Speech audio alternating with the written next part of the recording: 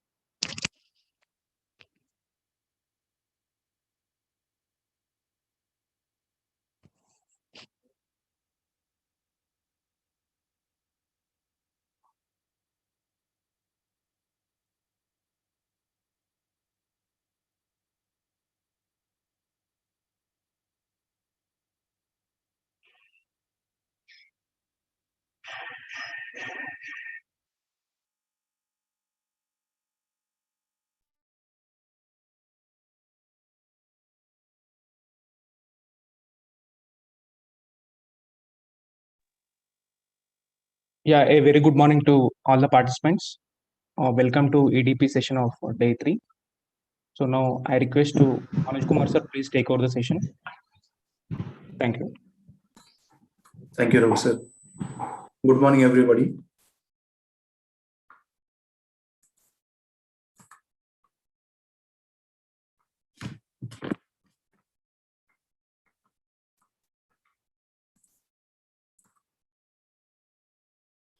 Continuing from yesterday's sessions, welcome to the day 3. We'll continue here today from what we have done yesterday, the problem statements and all. Yeah, good morning. And let's move on to the product development side. Before I go into the product development phase, I request you, anyone of you have completed your assignment, please share so we can discuss about it. Anyone has done any work on it?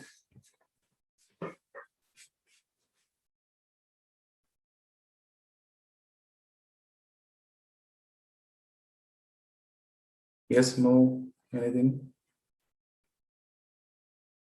Because if you are not doing the assignments, I will not get an idea if you are understanding what I'm saying or not. So it will not serve the purpose for you.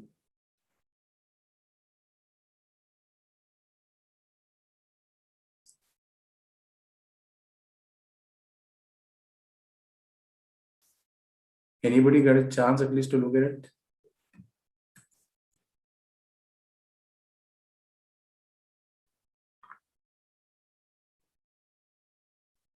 Okay. So Subhash, have you done something about it? Like what do you do? Okay, I will turn on the mic for you. If you don't mind, please share your thoughts.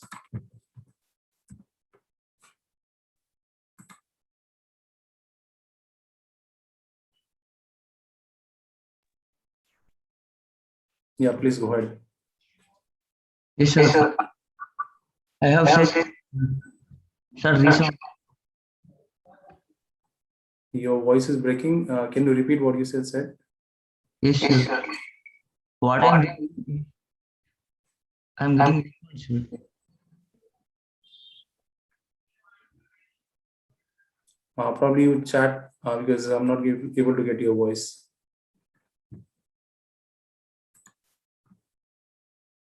Okay, it's 05P9. I don't know who that is, but I'll turn on the mic for you. Please speak up. 05P9.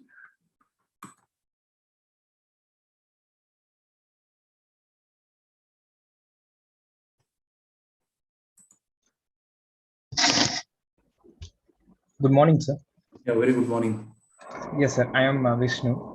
Hi, Vishnu. Good morning. Yes, sir. So, what could you do? What could you complete? I have completed both the tasks, problem research and building a model canvas. Nice, very good. Can you share which problem you identified? Yes, sir. It's about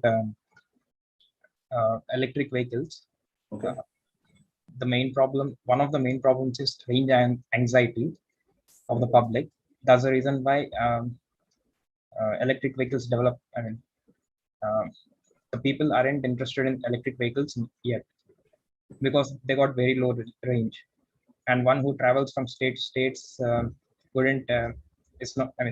Electric vehicles are not preferred. So the main problem is with the batteries, and we do know that instead of lithium-ion batteries, they got a limited capacity and limited so we do perform any fast charging procedures, it will lose its capacity with respect to time. So instead of all this, we can come up with something known as solid state batteries. So research is being going on under solid state batteries, and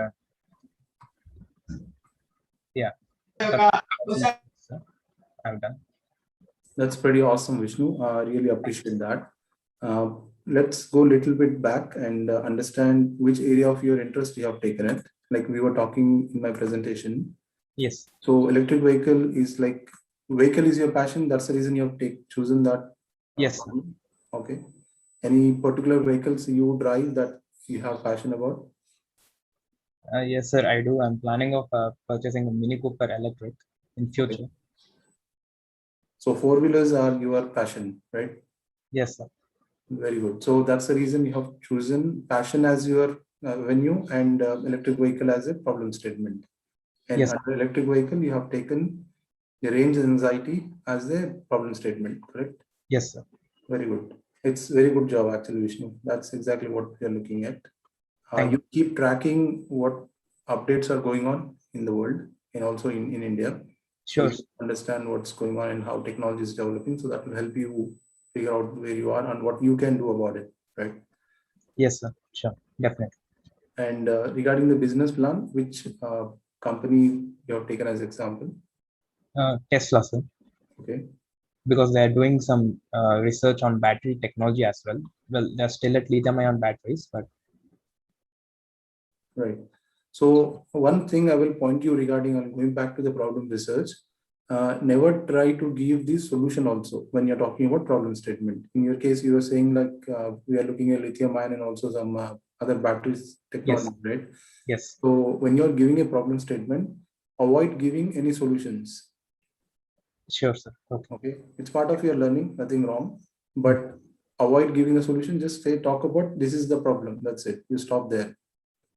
Okay, sir. Okay, based on your passion, what you have identified, what customers think, those things are enough. And then you stop there. And then in the next stage, when you're talking about the solution for it, then you give the details about what technology you are looking at. Sure, sir. Very good. Now let's look at the business model. So you said Tesla is your example, right? Yes. Okay. So can we go each one of the boxes and see which one, what you have filled it? Yes, sir. I'm opening my PPT. Okay. Do you want to share it on the screen? Yes, sir. I would like to. Okay, perfect. Let me allow you to do that. Can you try to share your screen? Maybe. 1 second.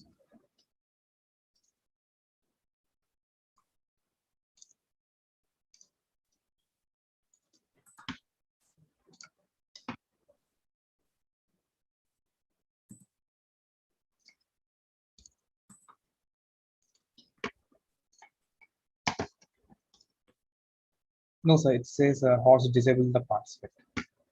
Okay, let me allow them. Try now. Yes, sir. It's working. Okay.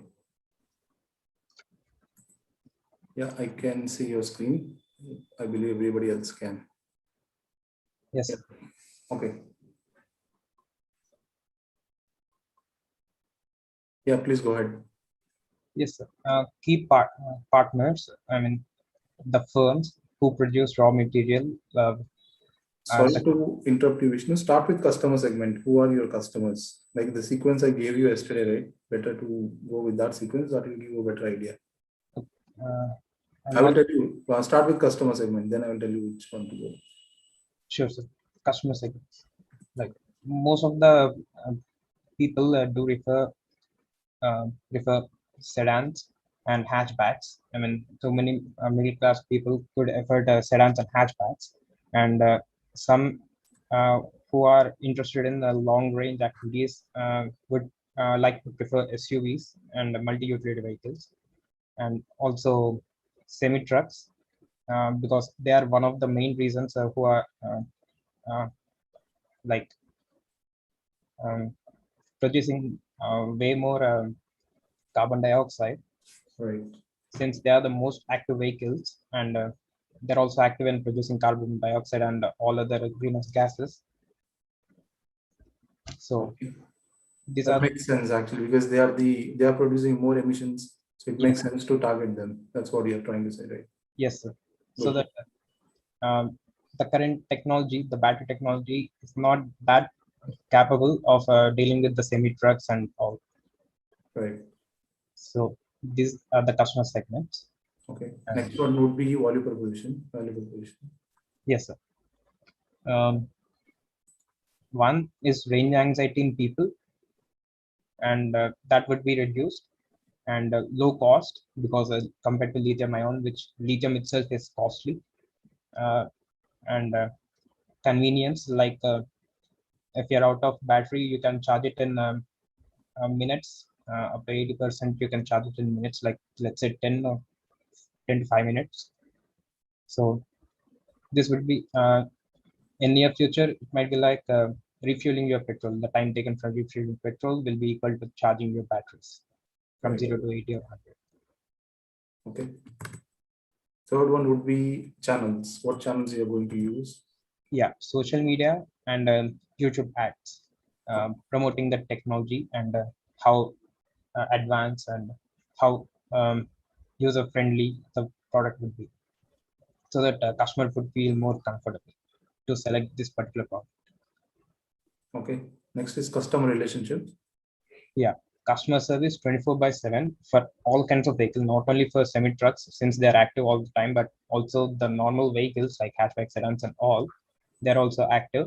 So for each and every customer, 24/7 service, and emergency vans in case of any accidents or any kind of malfunctioning, so that they can reach out the customer service and they can have the emergency vans, so that the technicians will repair the vehicles on site. Right. Okay. So, one second. Revenue streams. Yeah, company shareholders who are investors, and building the trust would be something, and satisfying the customers mentally would lead to pay them extra price for what they're getting. Nice. Yep, that makes sense. And key resources. Yeah, proper research and development and marketing and social sites. Okay. One thing, avoid putting these superlative words like proper, because there's nothing called proper R&D, right? It's R&D. Okay, sir. Right. Yeah, Just a suggestion. Key activities. Yeah, more and more research to improve the quality and longevity of the product. Okay. And 8 would be key partners. Yeah, raw material manufacturing firms. Okay, so procuring of raw material from outside and the suppliers who are providing that. Yeah. Okay. That's nice. And last is cost structure. Most of the cost will be towards research and development and new machinery and purchasing raw material. Right. And what about marketing?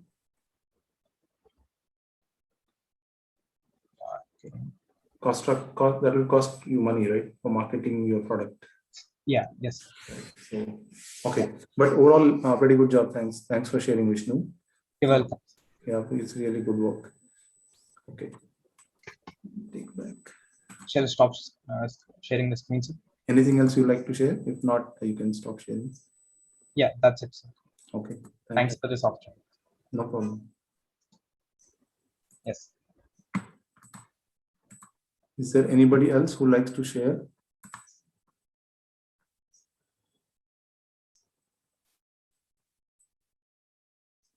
One last chance. Anybody else like to share if they have done their assignment?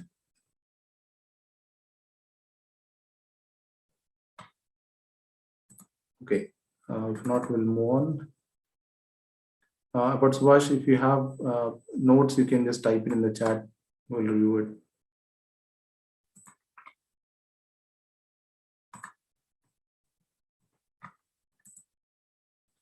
So let's move on to the day 3. Today, as I said, we will be talking about product development. Before I go there, details about what product development is, I just like to understand from any one of you, if you are making a product, how will you build it? Forget about the market research and everything, that part is done. Now you are building the physical part. What would be your approach? How will you start making it? What will be the steps that you will follow? Anybody could, if anybody could share that. Yeah, Subhash, that's fine. You can share that with me. We'll review it. If there is a product that you are going to develop, what steps you will follow? Right, start with the blueprint. What would include in a blueprint? A prototype, right? Next, design. Okay. Blueprint, prototype, design, materials required, right?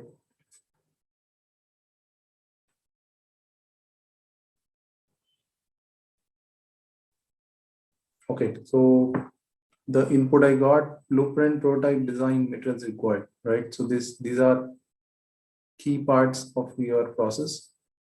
That is correct. But let me show you a process which makes a little more sense for you to follow.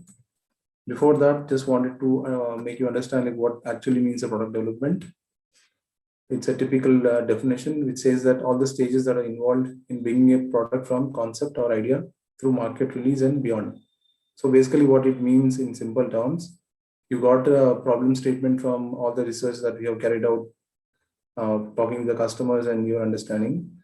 Now you try to build a product which will suffice the need of that problem statement. That includes writing the requirements to all the way to making it manufacturing ready. That's what a product development includes.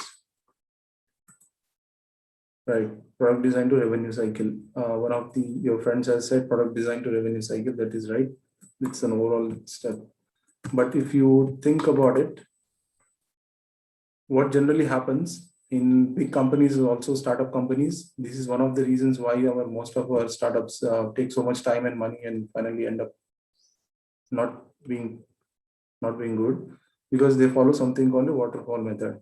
This is based on my personal experience, mentoring many startups and also seeing other startups working on their product development. They follow something called a waterfall method.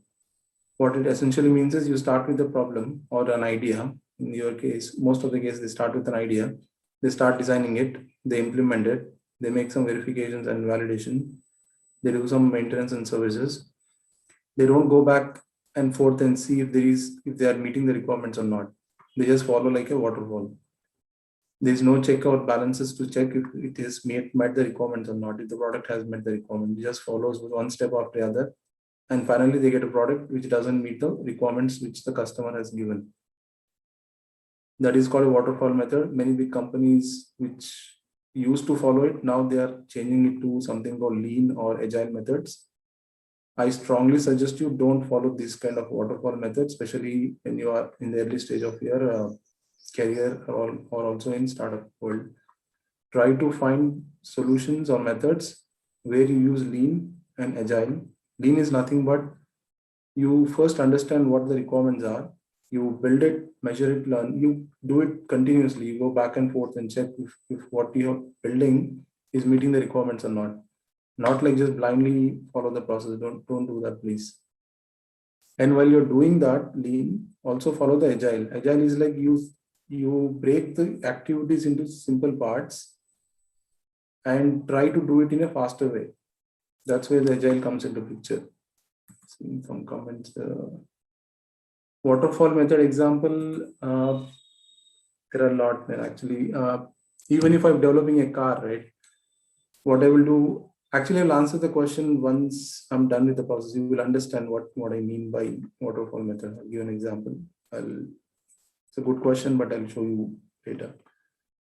So follow the lean and agile methods for your benefit. First thing is it gives a very detailed process how it is done, and it gives a very good product first time out of your design itself.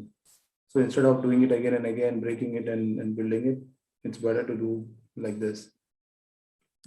One example I'd like to show here. I think I should do that.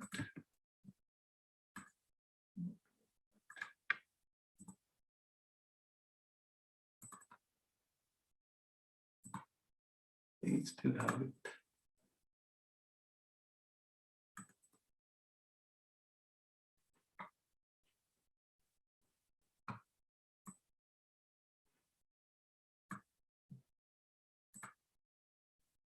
Yeah, this particular machine is about $15 to $18 million.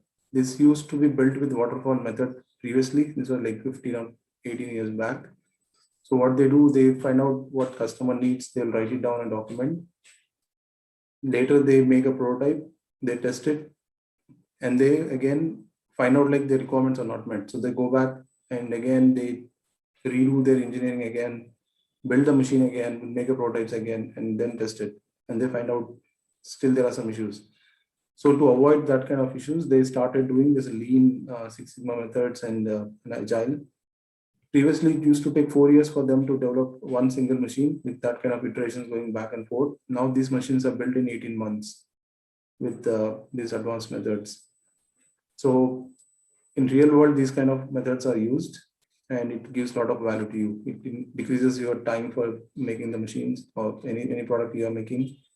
Overall, it reduces the cost of making these things and increases your profit, of course, right? So please follow those methods instead of these waterfall methods. That being said, I'd like to show you what a product development process includes at an overall level. As you remember, like the overall level, we talked about market research till yesterday. So today I'm at product development. So if I get into the details of what it actually means, product development, we are talking about what are the requirements. Requirements are coming from what customer has given as inputs to us, what we have understood, what the market is requiring, what technologies or regulatory requirements are there that we have put together in the requirements.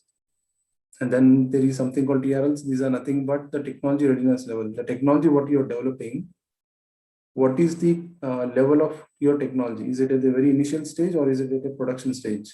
So there are different levels of it, based on which the funding and also your stage of your development is defined. I'll go in those details in a little while. TRLs, requirements. Once you have the requirement, then you start making the actual prototypes or proof of concepts, or whatever you call it. What happens generally is like you directly get into making prototypes without first understanding what is TRLs or requirements. Then you end up with a product which may not be required by the customer.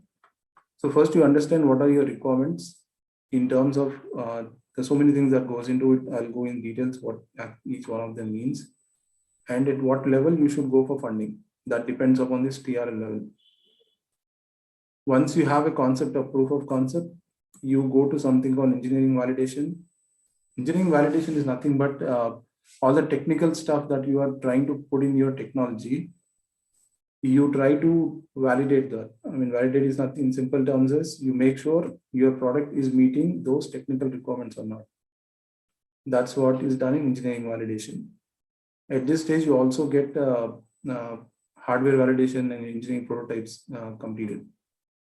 Once that process is done, you go into something called design validation. This is nothing but how your product will look like and how it feels when some customer is or yourself are holding in hand. Look and feel is basically what is done in design validation. Combining these two, you finally get a beta prototype. From there, you go to manufacturing pilots. Pilots, you learn some more things, how the product needs to be manufactured. Once the pilots are ready and you are good with your learning and all manufacturing setup process is understood, finally you go to mass productions. Before you, this is where when we say about mass production, this is where the TRL level you have reached level 9. I'll explain you what each one means, but basically you have at that point. After your design validation, which includes the engineering validation and all the back steps, you will have something called minimum viable product, MVP. At this point, you can start selling it to customers actually. You can take this product and take it to a customer and get his feedbacks. Before that, you're trying to make the prototypes, try to get the customer feedbacks. I've put customer feedback in every step. Please make sure you get the feedback from the customers based to your product, how it looks like, what else they are looking at. Based on, first thing you need to also ensure that it can be done technically. It's not like they said something you start again from scratch. It's not like that. You keep a tab of their feedbacks and try to include as much as you can and how much the technology is allowing you to do it. But once this concept, engineering validation, design validation is almost done, you are ready with your MVPs. While you are doing all these steps, there are some strategies that needs to be taken care, which will help you in reducing the overall cost of making things, which I will explain you in detail. But make sure you follow this, because I have seen in person how people have spent a lot of money by not following simple strategies. So please make sure you understand those and follow as much as you can. Before I go into the details, anybody has any questions? Let's see some comments. So how can we get customer feedback before the product is out? Yes, that's, there are some options called evangelist. They are happy to give you feedback for free. They give feedbacks also. You keep them engaged, you keep them tapped with some benefits to them, then they will share the feedback with you. It happens. Should we make some beta testing or something like that? Yes, once you are at design validation, before that there is alpha testing, and then design validation will give you beta. From beta onwards, you get onto the actual product manufacturing and pilots. Any other questions?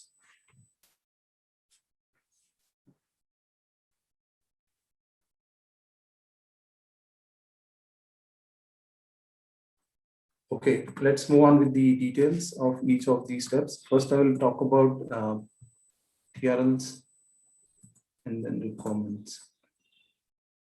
And before that, little more detail about what product development activities will have, some more details. Ideation stage is where you are getting the customer feedback and research. You have an initial proof of concept done, which is basically taking the Arduino boards, putting stuff together and see if things are working as per what you are thinking. That's what we are talking about when we talk about proof of concepts. It's not a ready product given to the customer, but you are trying to understand the technology will work with basic stuff only. It's just on your lab, you make this stuff.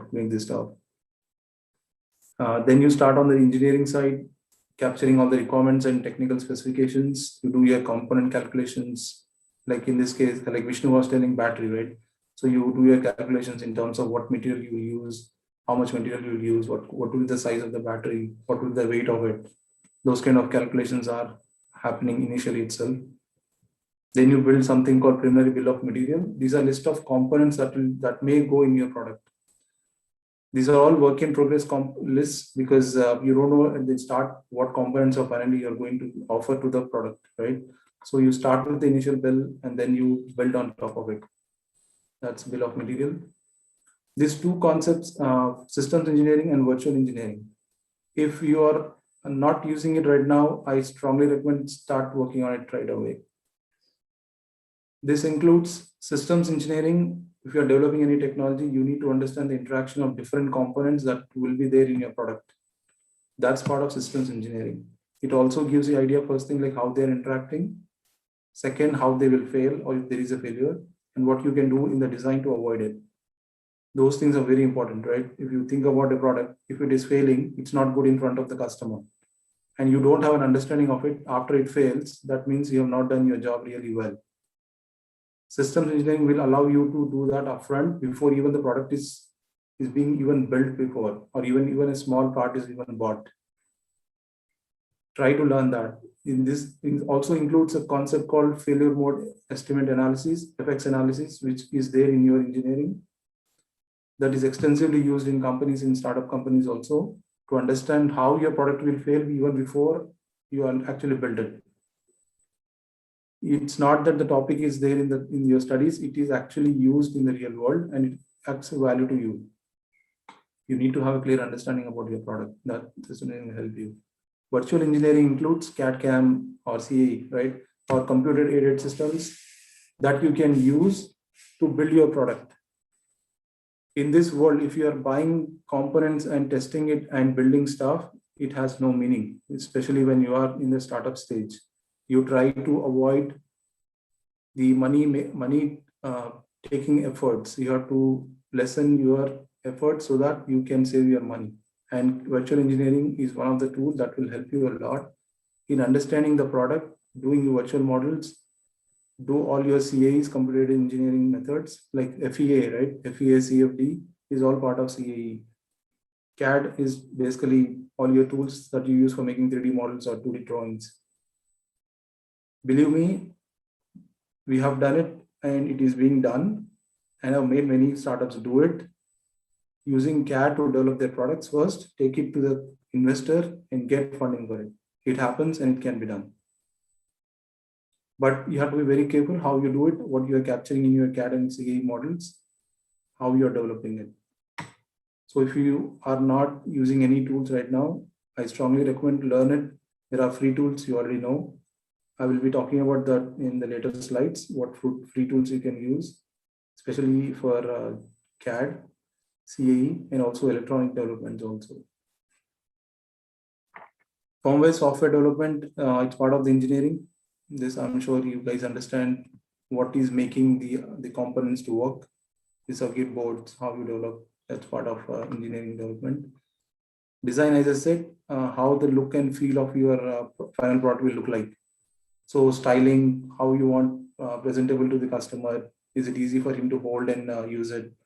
That's part of aesthetics and ergonomics. So all these are part of design.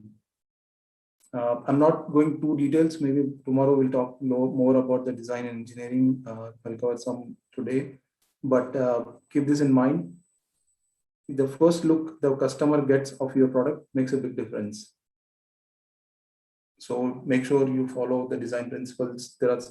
Learn about them and try to implement. Next is prototype. This is engineering and design both combined, and see how actually looks and works. Both are combined here in this prototype. This engineering prototype, engineering design prototype, where you combine what you have done in engineering and design, and is pretty much close to what your final product you would like to see, with both working and visual presentation. Once this prototype is ready, you go for verification and validation. This is making sure that you meet your target requirement and also the government requirements or regulatory requirements. This is where you do your certification, validation, and verification. All these things are done to ensure that your product meets this requirement. And finally, everything goes good, going for final productions. Before that, you do pilots for manufacturing, and finally for mass productions. So overall, if you look at a product, these are the steps. Some may be applicable for you, some may not be, but in most cases, you will see this kind of an approach. I was discussing about TRL levels, right? Technology readiness level. It's basically is nothing but it shows how much maturity has your technology reached and what stage you are at. Because when you start, you don't know what testing has happened or how good your prototype is. So initial stage, you just put your requirements. That's pretty much like a proof of concept you have. That's level 1. But the moment you come to the production levels, that's the highest level, which is level 9. This method is it's not that you have to follow, but it helps you a lot. It keeps consistent language between different people while you're talking. Especially investors, when they're asking you at what level you are. If you tell them directly that you're at level 4 or level 5, that increases your chances of getting funded better, because now you both are talking the same language and you both understand the same thing. Instead, if you go and tell him like I made a prototype and he doesn't understand what you're saying and you don't know where you are in terms of what fund the investor is looking at, that makes a big gap for both of you, and it's a loss situation. So you probably want to avoid that. This method is developed by NASA. They use in many startup companies. NASA does it for their rockets or other technologies they are developing. As I said, TRL defines the funding stage also. I'll be talking about that. But sir, why did NASA develop this, sir? Because either way they have government funding, right, sir? They don't need any investors to attract. So what's the reason they developed this thing? Good point. It was to find the technology level, not for funding. Now, TRL will help in a way for your funding, I said, not for funding only. It will help you understand where you are in terms of technology. And that will help you as a support or help for funding. That's the way it is. Okay. This is not for funding. This is to understand actually for technology level. And as an outcome of that level, you are able to talk in the same language with the investor. So coming to the details of what that level means, TRL level is about your concept stage, right? The initial stage where you are at idea stage or making your initial proof of concepts. That's what initial actual idea is. TRL 1 and 2. It looks like a prototype. You're trying to build it. That's TRL 1 and 2. Once you build a proof of concept, you are at a level of 3 and 4. This is where you are maturing better. You are able to understand what technology you are building. Then next comes engineering validation. As I said earlier, it works like a prototype. So you're able to build the engineering validation testing done with the prototype. That's level 5 and 6. That's where you have the alpha models. If you also complete your design validation, you have completed that work also, you are at level 7. If you're pretty much at a production level where you are building the beta and MVPs and above, you are able to build a batch of your production models. You are at level 8. And mass production, the volume production, that's TRL level 9. That's the maximum level. Usually investors come in after you're at level 3 and 4, or maybe like 5. These investors are angel or your friends and family. Friends and family pretty much in 1 and 2, they are supporting you, but angel investors are coming at 3, 4. 5, 6 are like big guys are talking to you. At least they look at you, what you're doing, how your technology is developing. If you're able to get this TRL 8, there's higher chances that you will get big investors talking to you already. So please try to follow these kind of methodologies and details so that you have a better chance of having good products. Any doubts on this?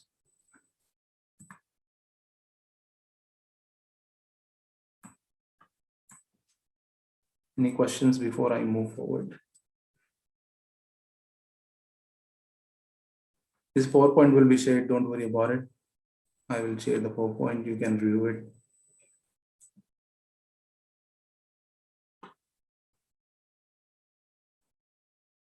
Okay, I'll move on, there's no questions. As I said in this mind map, the requirements, right? So we talked about TRL, I'm talking about requirements, why it is required and what's included in it, right? Why I need to write a requirements document before even starting making a proof of concept. So to talk about that, it's a single document or multiple pages of document, depends on your product.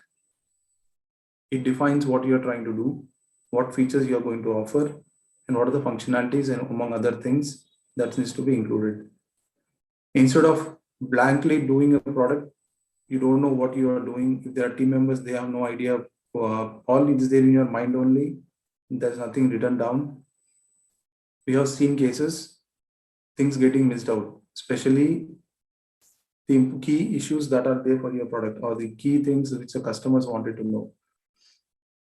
So a product development requirements defines all those in a written document. So you have to keep track of it. Again, it's a living document because at the start of making any product, you don't have a clue, not many ideas about what's going on. So you start making the document first, then write your initial thought process, what you are at, and then you keep developing as you go forward. I'll go one example that personally I have done it for electric vehicle.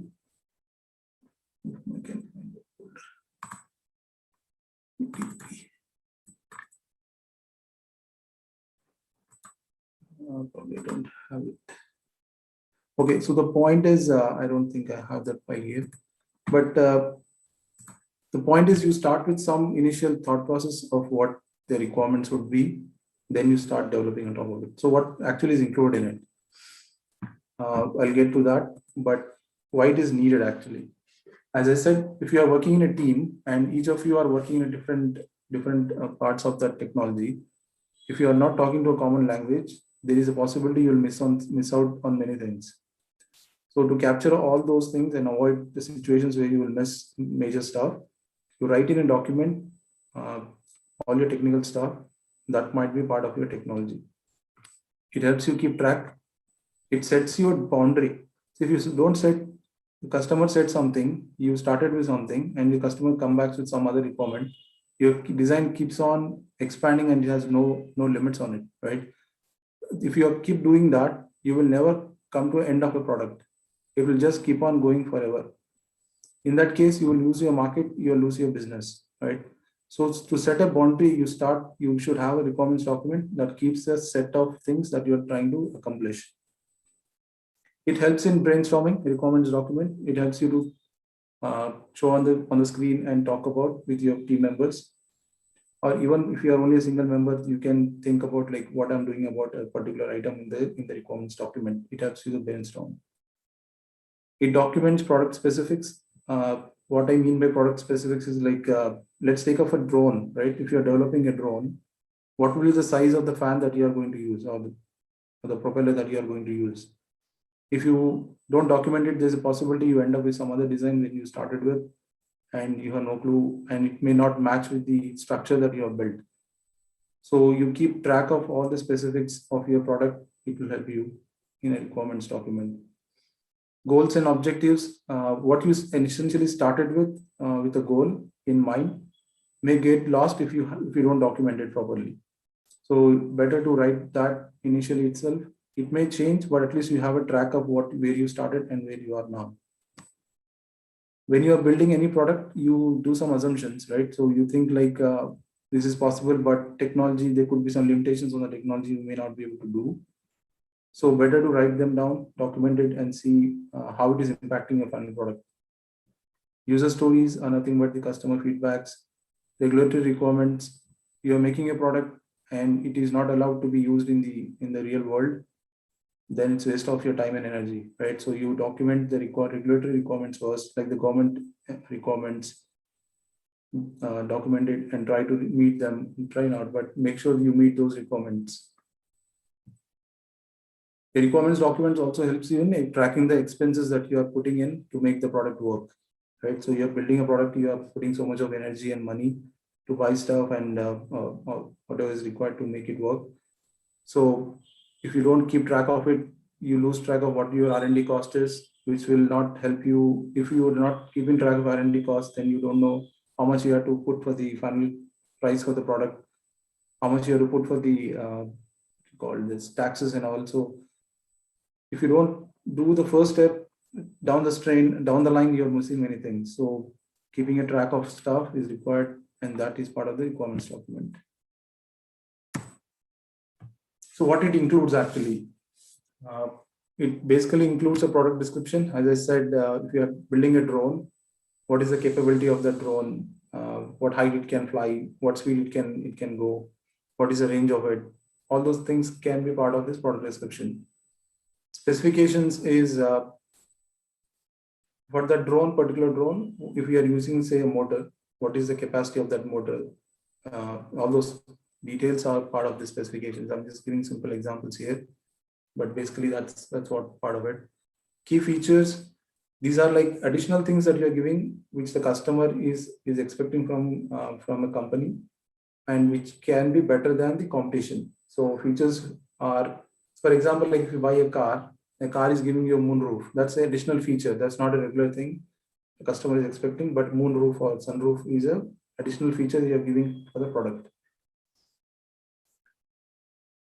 Regulatory requirements, safety, emissions, interference, regulatory interference.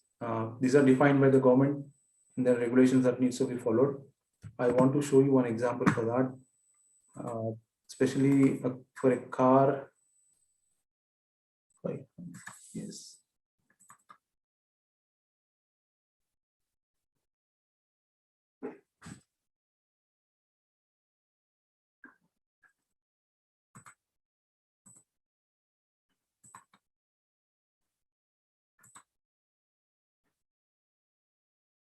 So what I'm seeing on the screen, these are for vehicles and these are government regulations. So if I weight requirement, right? So if I'm taking the weight of the car, what is the weight that the car has to follow, or a manufacturer has to follow, that should meet the requirement. That is defined by a CMVR rule called 95. If you go in the details, it will give exactly what are the limits in which the car weight can be allowed. And it is part of an IS Indian standard 11825.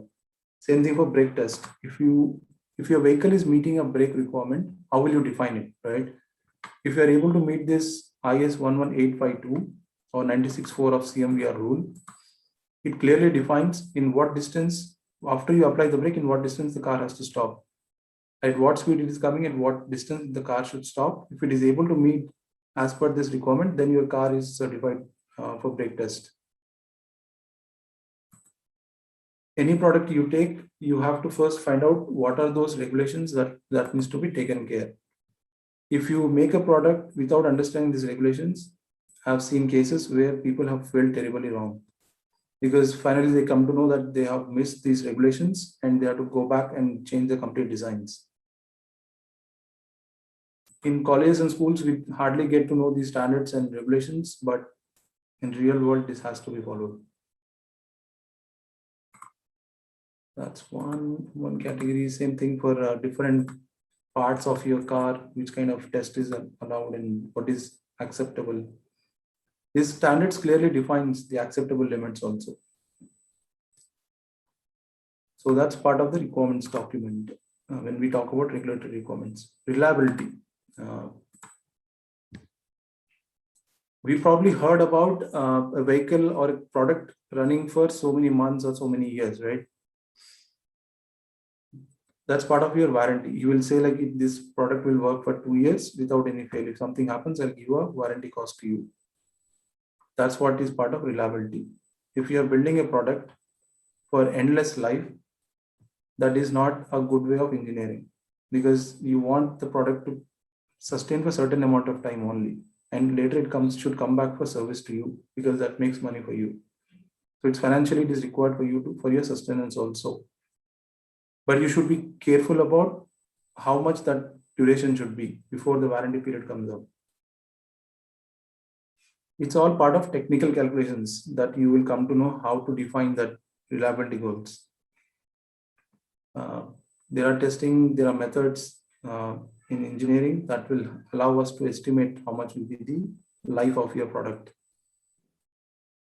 Next is testing requirement. When you are developing your product, you would like to understand how long, in which environment this product is going to work, how is the effect of this environment on the product. Those things will define what kind of testing you have to carry out. Even for a drone, let's suppose the drone has to sustain a wind speed of about 50 meters per second or something like that. I'm just throwing numbers there. But what kind of testing you have to do to make sure that your product will sustain that kind of wind speeds? That is one. Second is, if the drone is designed to sustain in rain also, what kind of testing should you follow to make sure your product meet that requirement? All those things should be part of your testing requirements.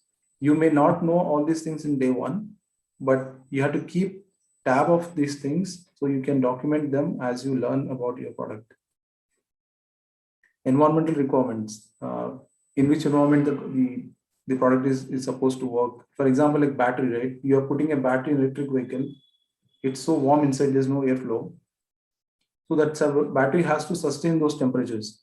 If you design for a 25 degrees centigrade temperature and the environment in which this battery is supposed to work is about 100 degrees centigrade, first thing, it may not work for a long time. It may fail terribly wrong, and it can completely destroy your product also. I have seen at least 5 examples myself personally where these things have happened. One battery company I have given mentoring as a startup company, they started developing a product without having these environmental requirements. They were lucky that they got a mentoring support, and I was able to tell them that you have to think about your environmental requirements also. Otherwise, you will end up with a product which we have to redo again. And now they are rechanging their product strategy. They are developing the product differently now. So it happens. In another case, this was for Caterpillar. The environmental effect was, you may think like big companies may not have issues, but they do also. They thought like the component they design will work in a particular environment, but they completely ignored the true effects of that environment also. And we completely burned down the machine. It costed us about $3 million or something. The whole machine was burned down because the issue was not properly taken care. It was documented, but it was not properly taken care. Next is competitive data. In your requirements document, you also need to capture what your competition is offering as a product. If you are in a similar kind of environment, like Vishnu said, right? He wants an electric vehicle. What competition is offering? That you need to document in terms of technical terms.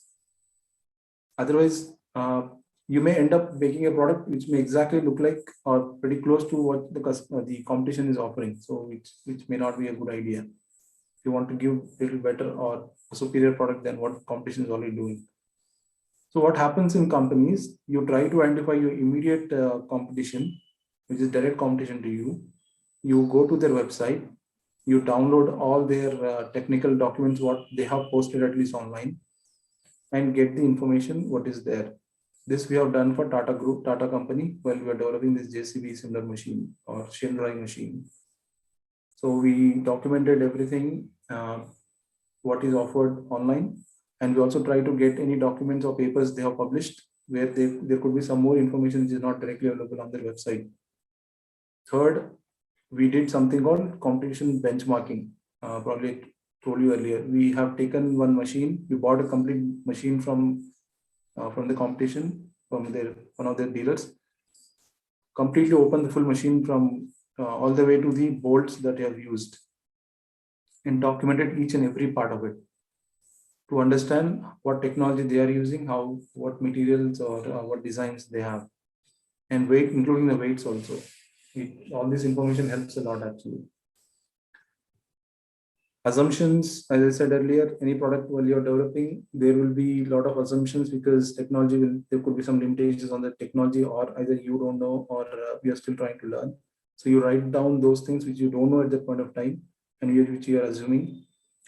For example, you're assuming that this product will work in a certain environment that may not be the case in the real world, but you document it initially.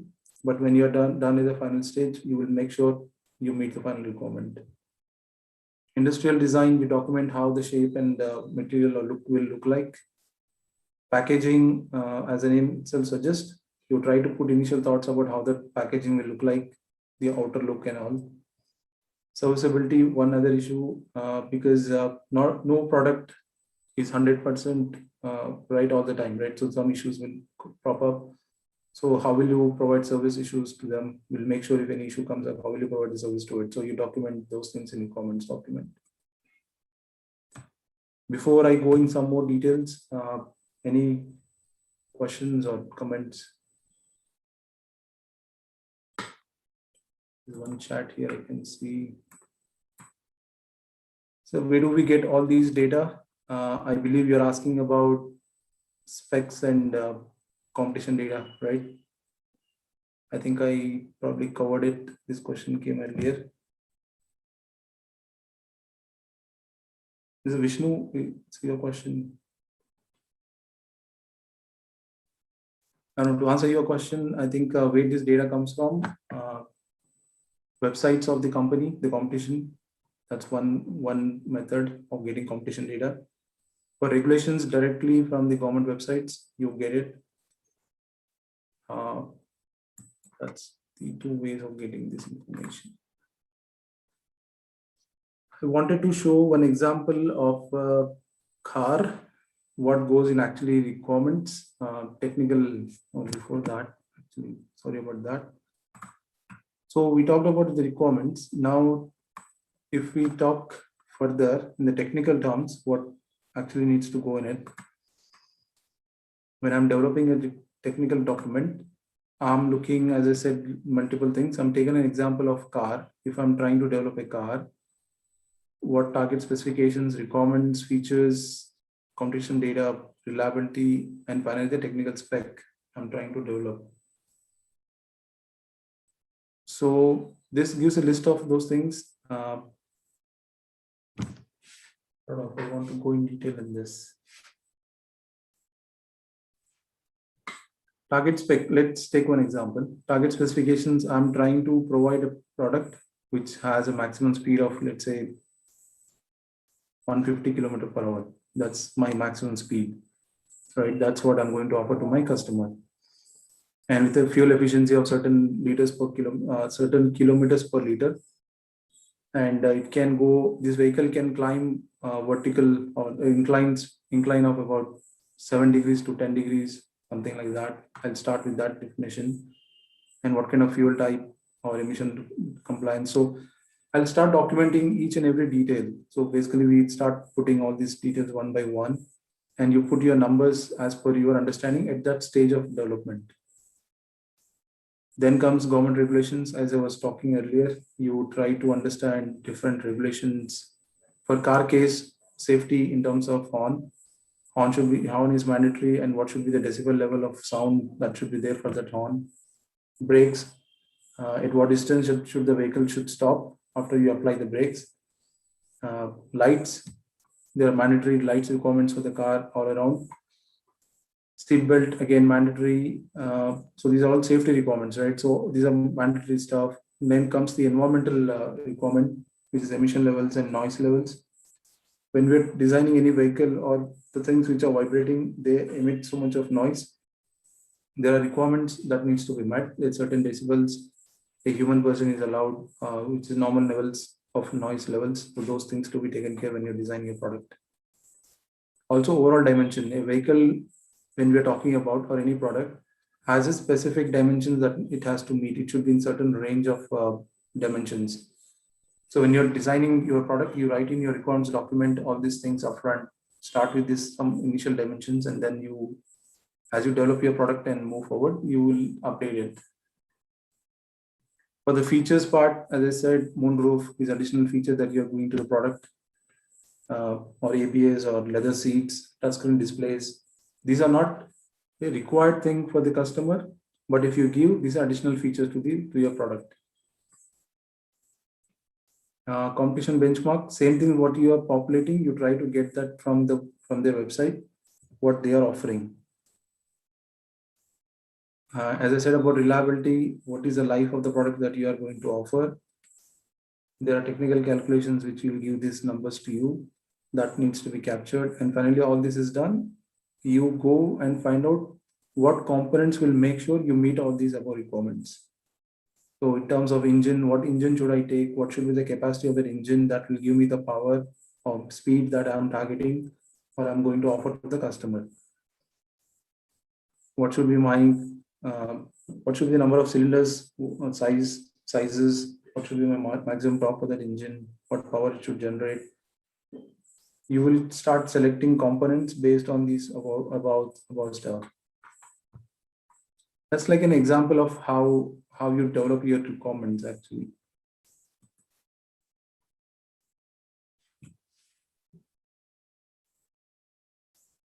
Any questions? I can show you one example of how we search for spec.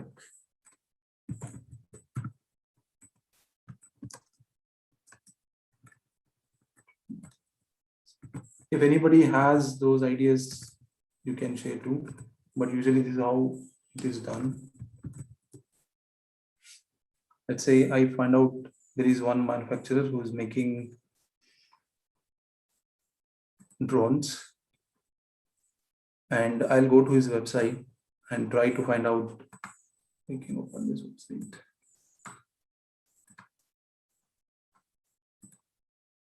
Yeah, like this idea Forge, right? So there's one company which is making drones. I'll go to their website and see it's giving a range of flight 2 to 15 kilometers, service ceiling of 6,000 meters, and okay, what the patterns now. If I take any of their product,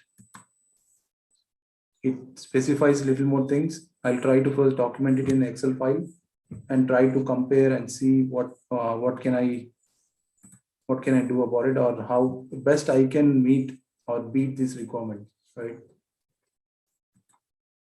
So that's how it is actually done. Like you go to their website, populate all the data that you can find, or go to their brochures and find out the information.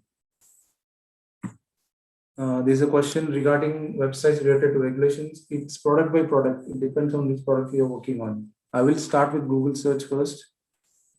Search by your product, what regulations are there. That will be a good starting point, because there are no specific, I mean, depends specific to your product. There's no one website that will give the information. Standards, IS, Indian standards, there are specific things. Patent office again is a specific thing, but standards are defined differently. If for a vehicle specifically, you can go to CMVR and ARAI. ARAI is one other website where Government of India specifies for the vehicle specifically. That is Automotive Research Association of India. That's where you will find about vehicle testing requirements.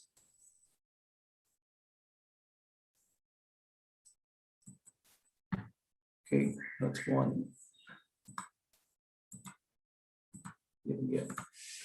So while we're talking about the requirement, I wanted to stress on the development strategies. Okay. I've seen this, all these strategies, what I'm putting here is based on my personal experience and experience from others. I've personally seen people fail products not following simple stuff. So I'm trying to share those lessons learned to you. Please avoid those kind of issues. Always try to keep simple designs. Don't overcomplicate stuff, because first thing, for developing itself is a pain if you made a complicated design. Second, manufacturing the complex designs is very hard, and it's very expensive also, time consuming and expensive. Learn skills required for development. Since you are in your early stage of your career, any skill that you think is useful to make your product, please learn it.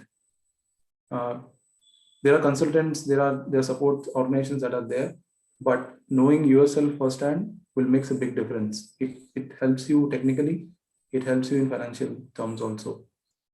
Any skill you think will help you develop the product, go ahead, go online, search for it, learn it yourself. Use off-the-shelf components. What it means is, I'll give you an example here. Maybe some of you might know it, but it's my duty to share. So McMaster Car is one website. You can find similar thing in India also. Not exactly, but at least you will find very close thing.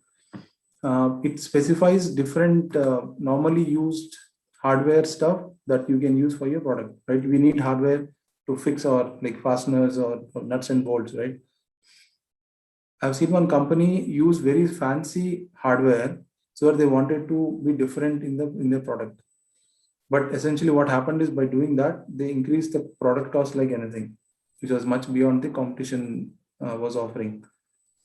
Avoid those kind of issues. The customer is not looking at these small pieces. He's finally looking at the cost, the price that he's paying, right? First, you go online, search which are the common hardware that is usually used. Don't directly take anything from here also. Like here also, you will see so much stuff which is not regularly used. You find out what are the common things that are usually used. That can be done if you go to any markets or India Mart, you can find out easily. If the price is low, that means it's very high. People are using it in high numbers. Those are kind of things you need to keep in mind. So you're using hardware, please make sure you use common stuff as much as possible. And to find out what are those designs, go to the McMaster Car, open the file. You can open this in 3D models also directly.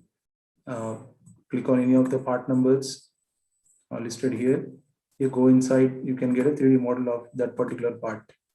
You download it. The step files can be viewed online, or you can open it in Fusion also. I'll tell you about that tool. Fusion is a free tool for students anyway. You can open the step file online or using that tool. Download it and get the information. You'll get the exact sizes, how it looks like, how it works, right? This is McMaster Car. Use off the shelf. Slide. Do not use custom hardware. As I said earlier, don't make your own hardware. It's very expensive to manufacture those things, and it's not value addition for your product. Try to use regular materials. When I talk about regular materials, like iron, steel, right? These are common materials that you find. Don't use tungstens or some fancy material that you think will be very helpful for you. Don't do that. Very expensive stuff. Try to go on online, search in India Mart or other material websites and see what are common materials. Or even you go to Balanagar, you will find material stuff there. You learn from them what is cheap material that you can use, and use that. In Balanagar and Shapur, there are areas where you can get used materials also. When you are doing prototypes or proof of concepts, that kind of stuff, you can easily use that. I personally have used it. It works perfectly fine. You just be careful about when you're buying it. Make sure there are no cuts or burns or something like that, which has like some abnormalities in the material itself. But you will get in very cheap price actually. If the cost of iron is 65 kgs in the regular market, there you can easily find it 30, 20, something like that. You'll get the rods, pipes, plates, which you can use and make your own stuff. Wherever possible, use 3D printed parts, right? So instead of making it in a manufacturing plant or something, you design it and get it 3D printed. There are services which are available online. You can send the design, they will print it for you. If not, college probably has, I'm sure, 3D printers, you can print it there. If the size is the limitation, you go out, find out who are the manufacturers who can help you with 3D printing, get it done and make the parts. Because injection molding, if you're going especially for the plastic parts, making injection molding dies, way expensive. Your whole project cost will be gone into this injection molds only. So avoid that kind of stupid mistakes, make 3D printed parts, use it for your prototypes or proof of concepts or even for MVPs. Once you are at a better stage and you got good, better fundings, then you can think about going for injection molding. You eventually have to go for injection moldings anyway, because for mass productions, you can't use 3D printers, right? At least for current technology we have. For larger batches of production, 3D printing is not that profitable for you. So better go for injection molds at that time. But initially, like 1 or 2 pieces or maybe maximum 5 to 10 pieces, 3D printing is good for you. One more strategy, keep your manufacturer involved in your development phase. This was also shared earlier, but I'm telling you again, most of the cases you can do this. Keeping your manufacturer involved will help you in each step of your development, because you know his capability, he knows your capability. You both can talk same language, and finally you can get a better product. If you come up with a product which he cannot make, then it is like just throwing over the wall, right? It's no value add. So better you both talk to each other in the development phase. Keep at least get a feedback from him from time to time that this is what I'm doing, can it be done or not? Identify 1 or 2 manufacturers at least and work with them while you're developing. Reduce cost of prototypes by learning and doing yourself. This again, skill development for yourself. Try to do your stuff, because you knowing your product better is more important. In and outs is very important. So you build yourself and see how the maximum possible. Some things may not be possible for you. You can take external help, but things you can do it yourself. Use modules for electronics, at least in the initial stages, like proof of concepts and MVPs. Try to use the modules that are already available in the market. You go online, search for them, which may help you, like GPS or Bluetooth. Those modules are already there available, right? Directly use them instead of you again starting an R&D, making those boards, doing complete testing, very expensive and very time consuming. Avoid those kind of mistakes. It's perfectly fine to use the modules from outside. Make sure you buy quality stuff and then use in your product. Once you are at a stage when you are going for injection moldings, make sure also use simple designs. Don't overcomplicate with fancy shapes and all. We are not Apple, right? Apple has got big pockets and customers are there to pay for it. We need not have to do that kind of stuff, at least in the initial stages. Once you are set up yourself for a big game, then you can do it. Consult experts when absolutely required. You are stuck at some place, don't just churn, get out of it, take some expert help, contact some mentors in the specific area of your interest and move forward. Don't spend time thinking like, what should I do? If you're not able to move forward, seek help. There's nothing wrong in it, and people are helping.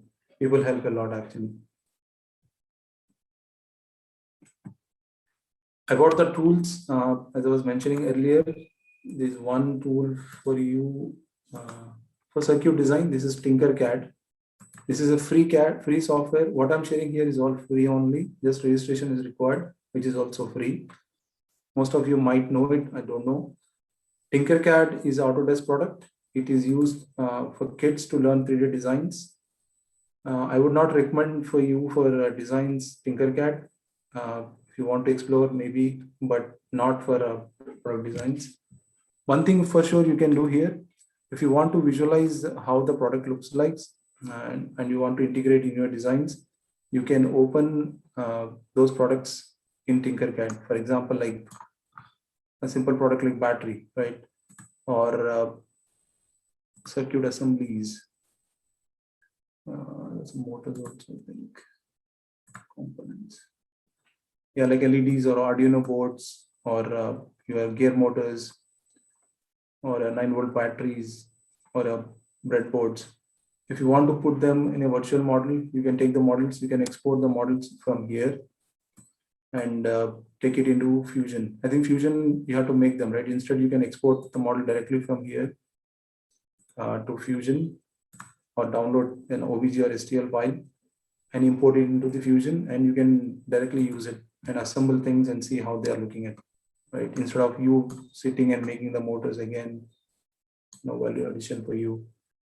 Like the full Arduino board is available here, right? So you can just visualize it, put it in a box and see how it looks. Actually, I can show you one example. This was done for a company. What you're seeing on the screen is a Fusion tool, and a box was made for I think this was for some recording something. So directly we got that circuit board inside and then made an enclosure around it with cutouts, with the cutouts that are required of the exact sizes. So you can easily do that. Instead of you developing again the stuff, you can directly import the design here. I think this was Raspberry Pi board. I think the design looks like that. Yeah. And then you can make an enclosure around it. So that's one advantage of this tool. And one other thing that you can do in this Tinkercad, which I think is very useful for you. If you already know it, well and good, really good actually. If not, then you can do stuff like this here. You can actually put together a circuit and see how it is working. That's the advantage of this tool. Like for example, I put this 2 batteries with a resistor and a motor. If I start a simulation, it shows me the actual RPM of what I'm getting. You can change your resistance that you have used for your resistor and play and see what component makes sense and how the speed is changing based on your component updates. In this case, I changed the resistance, speed has increased. So that kind of stuff. This is good for initial stages also. There are other components that you can add that will help. There are Arduino boards also. You can design your circuits. There are multiple examples available online that you can develop your own circuit for multiple cases. Chat here, how to make prototype of a software application. Yes, we'll come to that. One other website for circuits, specifically for circuits, is called FileStat. I will share these links if you already know it or using it really well.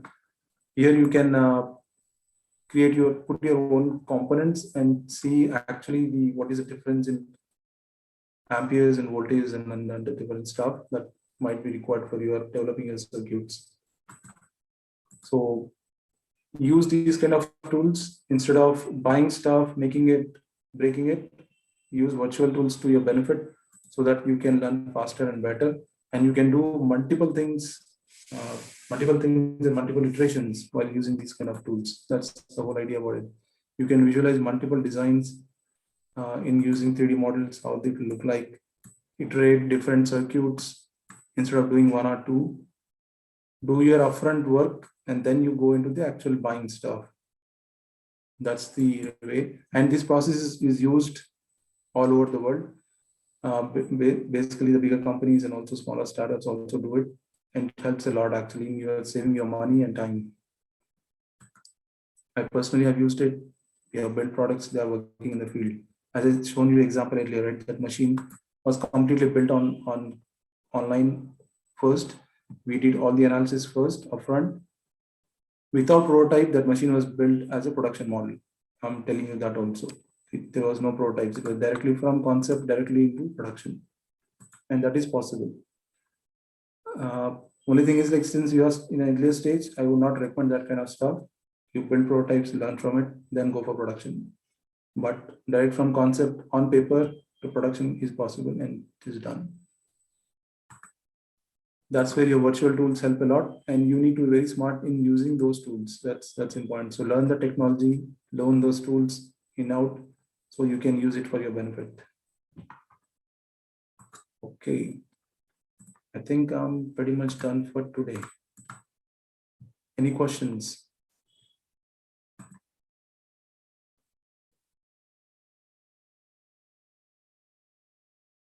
Prototype for a software application. I'll come back to this. I think we should have some discussion tomorrow on this.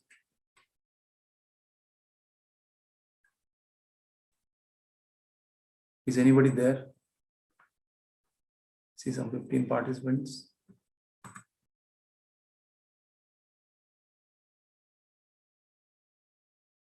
Yes, they are there. Okay. Any doubts, any questions, anything you like to know? Anybody using any of these tools at all? Or what tools are you using? You're not using any tools, okay. Are you aware of any of these tools?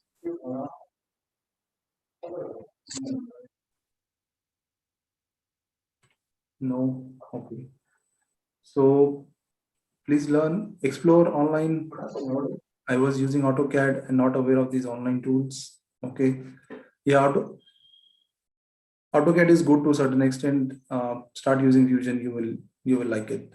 Fusion or even SolidWorks. These tools are extensively used in real world too. AutoCAD is of course there, but there are much advanced tools now.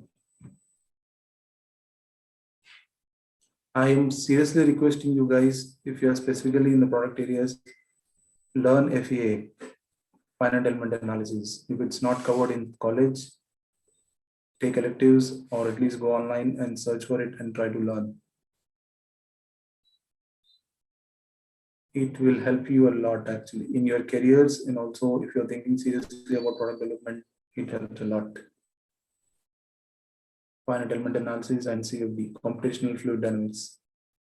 How to get assistance from a company. Can you specify what kind of assistance you're talking about? I'm sorry. Technical assistance or help to figure out a product.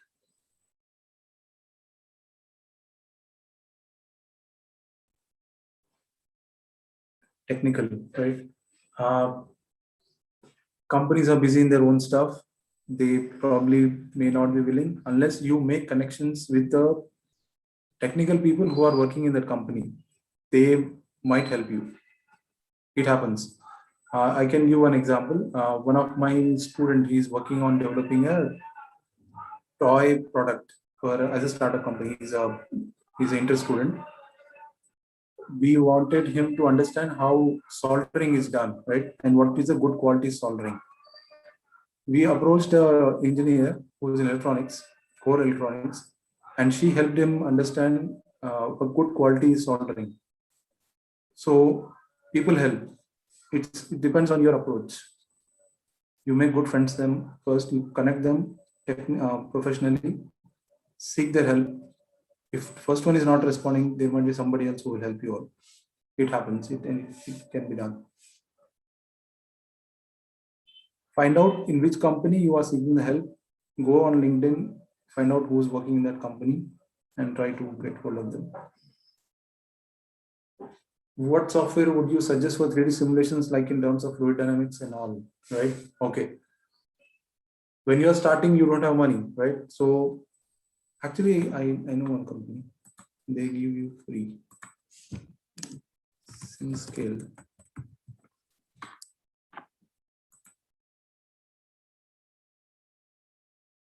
Okay, SimScale is one company or one website is done online. I suggest you start with this because they are giving you, this is all cloud-based, so you need not even have to have like high-end systems or something, because fluid dynamics simulations, I'm sure you got an idea, like it needs very high-end computers, right? SimScale does it all on cloud. So you send the model to them and it runs for you, and it's all on the cloud. So SimScale is one example for that. And what else are there? I think start with SimScale only. I think that will help you. I will not recommend crack models, crack softwares, because they can help you, but it's not an ethical way of doing it. There are other options to do that. And Fusion for sure for 3D modeling. It's for free. Tinkercad is free.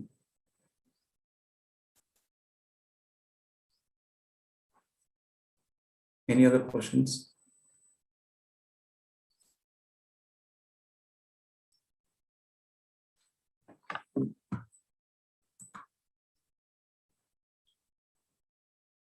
So an assignment for tomorrow, what I suggest you do an assignment, take a product, any product you think, write a technical document for that, a requirements document, technical document, what you understood for it. And we'll discuss that tomorrow.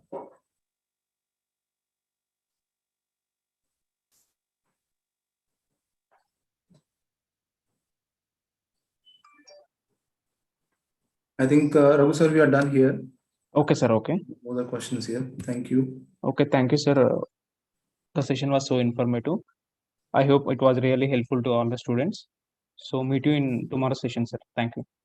Yeah, I think some question is there, Raghu sir. Sorry. Okay, sir. No problem. The assignments. The assignment is write a technical requirements document. Take any product and write a technical document for it. Could be either a drone, car, or anything else you think of. Go online, check their technical requirements, and make a documentation on that. Okay, sir. Okay. Okay, Thank you, sir. sir. Thank you, sir. Thank you.